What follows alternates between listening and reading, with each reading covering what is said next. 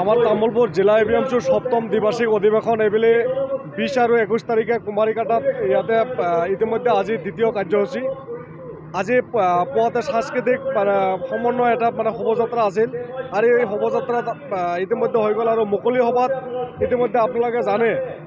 BTC অঞ্চলত যেতিয়াই এবিএমচিৰ জন্ম হৈছিল এবিএমচিয়ে বিটিচি অঞ্চলত বিভিন্ন সমস্যা লৈ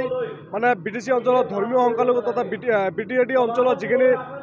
জাতি জনগোষ্ঠী আছে জাতি জনগোষ্ঠীৰ মাজত কেনেকৈ আমি এটা সমন্বয়ৰ মাজেৰে বিটিচি অঞ্চলত কেনেকৈ আমি আগবাঢ়িব পাৰোঁ এই লৈ বিটিচি অঞ্চলত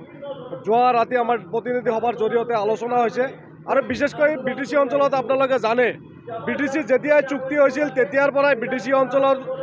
ধৰ্মীয় সংখ্যালঘু মানুহখিনিক এটা ভয় আৰু আতংকৰ পৰিৱেশৰ মাজত আমি ভুগিবলগীয়া হৈছিল। কিন্তু আমি এটা সময়ত ভাবিছিলোঁ যে বিটিচি চুক্তি হ'ল আৰু চুক্তি হোৱাৰ পিছত বিটিচি অঞ্চলত বিশেষকৈ ধৰ্মীয় সংখ্যালঘুৰ আমাৰ যিখিনি মানুহ আছে এই মানুহখিনিৰ আমাৰ যিখিনি প্ৰাপ্য অধিকাৰ আমি পাম। কিন্তু যোৱা দিনত আমি যেনেকৈ প্ৰাপ্য অধিকাৰৰ পৰা বঞ্চিত হ'লোঁ। হাগ্ৰামা মহিলাৰী ডাঙৰীয়া যেতিয়া নেতৃত্বত এই অঞ্চলত বিটিচি চৰকাৰ চলিছিল তেতিয়া ধৰ্মীয় সংখ্যালঘু মানুহখিনিক বিভিন্ন প্ৰকাৰে কিন্তু ৰাজনৈতিকভাৱে ধৰ্মীয় সংখ্যালঘু মানুহখিনিক ইউজ কৰিলে। আজিৰ দিনত বিটিচি অঞ্চলত প্ৰমোদ বড়োই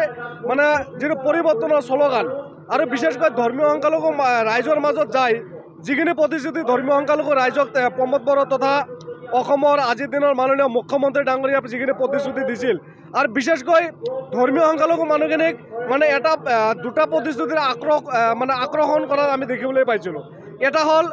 এবিএমচিৰ প্ৰায়তৰ সভাপতি শ্বহীদ বীৰ লাফিকুল ইছলাম আহমেদ ডাঙৰীয়া আপোনালোকে জানে কোকৰাঝাৰ চহৰৰ মাজমজিয়াত তেখেতক হত্যা কৰা হৈছিল আৰু এই লৈ এবিএমচিয়ে আমি বিভিন্ন আন্দোলন কৰিছিলোঁ আৰু এই আন্দোলনত বিটিচি অঞ্চলৰ সকলো জাতি জনগোষ্ঠীৰ লগতে অসমৰ বিভিন্ন দল সংগঠনে আমাক সমৰ্থন কৰিছিল। এই সময়ত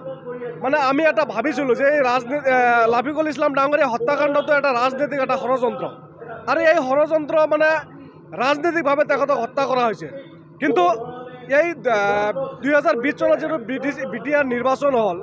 এই নিৰ্বাচনত প্ৰমোদ বড়ো ডাঙৰীয়া বা হিমন্ত বিশ্ব শৰ্মা ডাঙৰীয়া বিভিন্ন সভা সমিতিত তেখেতে প্ৰতিশ্ৰুতি দিছিল যে বিটিচি অঞ্চলত যদি বিজেপি চৰকাৰ আহে বা ইউপিপিএলৰ চৰকাৰ আহে 2 মাহৰ ভিতৰত লাফিকুল ইছলাম ডাঙৰীয়া হত্যাকাণ্ড গ্ৰেপ্তাৰ কৰা হ'ব। কিন্তু আজি আপোনালোকৰ জৰিয়তে হিমন্ত বিশ্ব শৰ্মা তথা প্ৰমোদ বড়ো ডাঙৰীয়াক প্ৰশ্ন কৰিছোঁ লাফিকুল ইছলাম ডাঙৰীয়াক যি হত্যাকাৰী গ্ৰেপ্তাৰ কৰা তেখেতে আপুনি যি প্ৰতিশ্ৰুতি দিছিল আজিলৈকে 2 মাহ পাৰ হোৱা নাই নেকি? এনেকৈ ভুৱা প্ৰতিশ্ৰুতি দি আৰু বিটিচি অঞ্চলত বিজেপি ইউপিপিএলৰ চৰকাৰ আহিলে বিশেষকৈ ধৰ্মীয় সংখ্যালঘুৰ লগতে বিভিন্ন জাতি জনগোষ্ঠীৰ মানুহে যিখিনি বিটিচি অঞ্চলত এটা আতংকময় এটা পৰিৱেশত ভুগি আছে ভূমিৰ অধিকাৰত এই মানুহখিনিক ভূমিৰ পট্টা এই প্ৰমোদ বড়ো চৰকাৰখনে দিয়াৰ প্ৰতিশ্ৰুতি দিছিল। কিন্তু আজি 2 বছৰ নহয় 2 মাহ নহয় 3টা বছৰ উকলি গ'ল কিন্তু প্ৰমোদ বড়োই এজন ব্যক্তিক কিন্তু ভূমিৰ পট্টা আমি দিয়া দেখিবলৈ নাপালোঁ। আৰু এইকাৰণে আপোনালোকৰ জৰিয়তে আমি আজি এইখিনি আহ্বান জনাইছোঁ প্ৰমোদ বড়োই যোৱা দিনত যিখিনি বিটিচি অঞ্চলত ধৰ্মীয় সংখ্যালঘু ৰাইজক প্ৰতিশ্ৰুতি দিছিল এই প্ৰতিশ্ৰুতিখন পালন কৰা তেখেতসকলে ব্যৰ্থ হৈছে আৰু ইয়াৰ কাৰণে